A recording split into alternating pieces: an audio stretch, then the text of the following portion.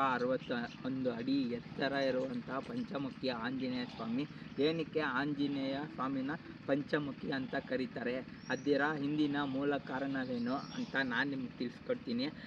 ರಾಮ ಲಕ್ಷ್ಮಣ ಇರ್ತಾರೆ. ಪುರಾತನದ ಪ್ರಕಾರ ರಾಮ ಲಕ್ಷ್ಮಣನ ರಾವಣ ಅಂತ ಇರ್ತಾನೆ. ಆ ರಾವಣ ರಾಮ ಲಕ್ಷ್ಮಣನ ಕಿಡ್ನ್ಯಾಪ್ ಮಾಡ್ಕೊಂಡು ಪಾತಾಳ ಲೋಕಕ್ಕೆ ಕರ್ಕೊಂಡು ಹೋಗಿರ್ತಾನೆ. ಸೊ ಇದನ್ನ ಆಂಜನೇಯ ಸ್ವಾಮಿ ಹೆಂಗೋ ಗೊತ್ತಾಗ್ಬಿಡುತ್ತೆ ಕಿಡ್ನ್ಯಾಪ್ ಮಾಡಿರೋದು.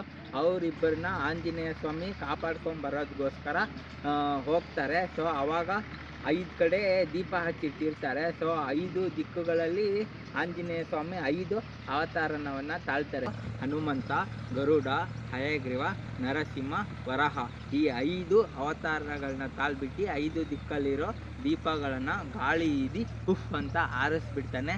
ಸೊ ಆವಾಗ ರಾವಣ ಸಂಹಾರಗೊಳ್ಳುತ್ತಾನೆ. ಸೊ ಅದರ ವಿಶೇಷನೇ ಹನುಮಂತನು ಪಂಚಮುಖಿ ಎಂದು ಕರೆಯುತ್ತಾರೆ.